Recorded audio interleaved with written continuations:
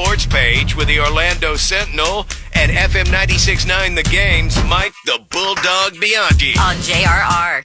Bulldog Sports page brought to you by Kaufman and Lynn Injury Attorneys. Guys, is it okay if I go ahead and switch my Arnie pick to Shane Lowry? No. Shane Lowry. No. You suggested I go with him yesterday. I told him yesterday, dog, that he should go with Lowry because the guy's nickname is Beef, and the guy's awesome. And, Pat, you love beef, and you didn't do it, so you cannot change. And he's Irish. I mean, what more could you ask for? We're not giving it to him. Irishman Shane Lowry, but he wouldn't have been a good pick because he usually just falls on his face at the Arnie. This is the sixth time he's played the Arnie, and he's not done anything. He's been terrible at this tournament. Stop. He's the kind of guy that would be listening to this radio show this morning, and because he's a cool dude, and I do not say any bad words about him, Mr. Bulldog. He talked about it yesterday. I mean, this is the first time he's ever broke 70 at the Arnold Palmer Invitational, and hell, last year was the first time he even made the cut at the tournament. He shot an 80 in the third round last year. So yeah, this was out of the blue that Lowry came and is leading the tournament right now. Dog, you going out there this weekend? I was out there yesterday. Yeah, I'll be out there all weekend. Do you have a hospitality tent you get to sneak into, get a cold beer? I did. Okay. Remember back in the good old days when iHeartMedia had a hospitality tent, and sometimes Linda Bird would give us tickets to get in there. It was a good time, man. Drinks, food, all that good stuff. Now you got to file paperwork to get a stapler. Oh, shut up. Come on. It's Friday, dude. What else you got, dog? Hideki Matsuyama, one shot back of Lowry at the tournament yesterday. Jordan Spieth, 2 shots back. I'm looking down the leaderboard here. Rory did not play well at all. He shot a 73 yesterday. He spent his post round. He was on the putting green with Brad Faxon, who's, former PGA Tour golfer, great putter. Brad Faxon's now like the #1 putting instructor on the tour. So Rory was on the putting green with Brad Faxon because Rory couldn't putt yesterday.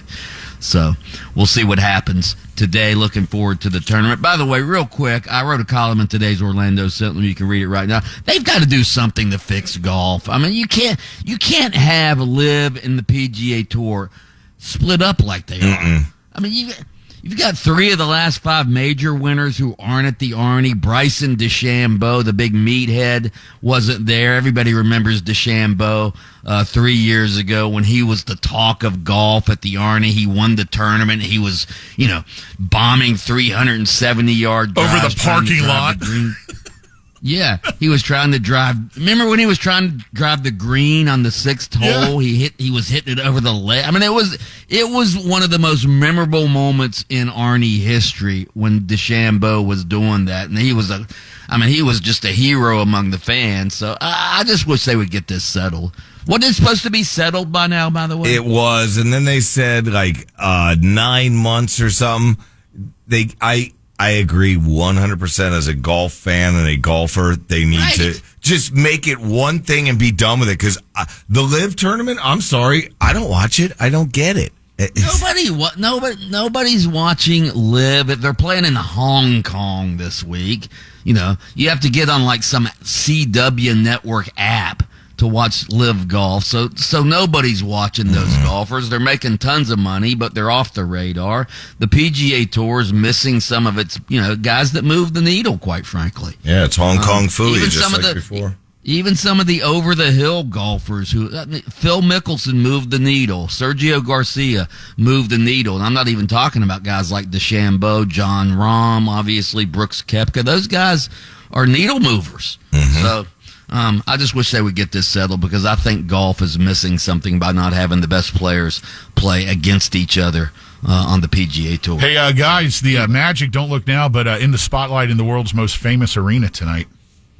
That's right, the New York Knickerbockers. Big game for the Magic tonight. The Magic right now are obviously playing for seeding. They're in the 4th seed right now. The Knicks are only a half game behind them in the 5th seed. So that's what the Magic are playing for right now. In fact, I was entering today's game, or entering last night's game. The Magic, I haven't looked this morning. They were 3.5 games behind the third place Cavaliers, but just 2 games ahead of the 8th place Pacers. So they need to keep winning because those teams are all bunched up. They definitely want to finish in the top 6, and finishing 4th or higher would give the Magic a home court advantage in the first round of the playoffs. So they need to keep winning and finish at least in the 4 seed, which is right where they're at right now. I think they can get up to the 3 seed. 2 seed might be a little far-fetched, but yeah, they need to keep winning. By the way, speaking of the NBA, if there's any question who the best player in the NBA is, Nikola Jokic answered it last night. He played the Nuggets played the Celtics last night. Nikola Jokic, 32, 12, 11, his 20th triple-double of the season. The guy's unbelievable. The Nuggets are, they won the title last year. People still sort of overlook those guys because everybody's talking about the Celtics and how dominant they've been. Well, the Nuggets had an answer last night, and his name is Nikola Jokic. By the way, real quick, guys, it's International Women's Day today. Poll question for you. All right. What's your favorite woman's team sport? Not individual sport like gymnastics or ice hockey. What's your favorite woman's team sport to watch? I've got 4 options for you, all right? You've got basketball, you've got soccer, you've got hockey, and you have softball. Anyone? It was. I know you're a hockey head, but you're not. Probably softball is would be the most entertaining. I love watching college women's softball. That's my favorite. That fast pitch. I mean, when they're throwing it like 70 miles an hour, I liked it when what's her name was playing, but also college basketball as of late with Caitlin. Oh yeah, Caitlin Clark. But as a whole, I like watching college women's soccer more than I like watching Major League Baseball, quite frankly. It's faster. I just love the exuberance of the athletes. I'm going college softball here. Boy, I was hoping we were going to have time to check in with the F1 desk for a preview of the Jeddah Street Circuit from Saudi Arabia tomorrow. 12 noon special Saturday race again. F1 desk, anybody? Is Dog all right with him?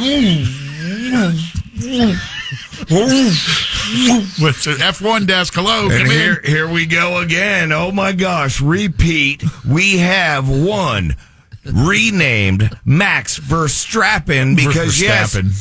it's Verstappen now. Remember, because he's strapping on another win. Remember, we renamed it. I did. Yeah. So Max Verstappen. I'm going up by 27. 27 second gap. Okay. What about NASCAR in Phoenix this weekend? I don't even know who's NASCAR racing. in Phoenix. I'm picking a Chevy driver to win the race. Of course, Chevy has won every race of the season so far, so that's not really going out on a limb. Also, Orlando City hosts Minnesota United tomorrow night at the Purple Palace. They need to get back on the winning track. It's been sort of a disappointing MLS season thus far for Orlando City. Hopefully they can win tomorrow night. Lightning lost 6-3 to Calgary last night as well. All right, Bulldog Sports page brought to you by Kaufman and Lind Injury Attorneys. Listen to Under Oath with attorney Jeff Kaufman every Saturday morning, 7:30, FM 96.9 The Game. Catch extended versions of Under Oath by searching for Under Oath with Jeff Kaufman on your favorite streaming platform. Make Jay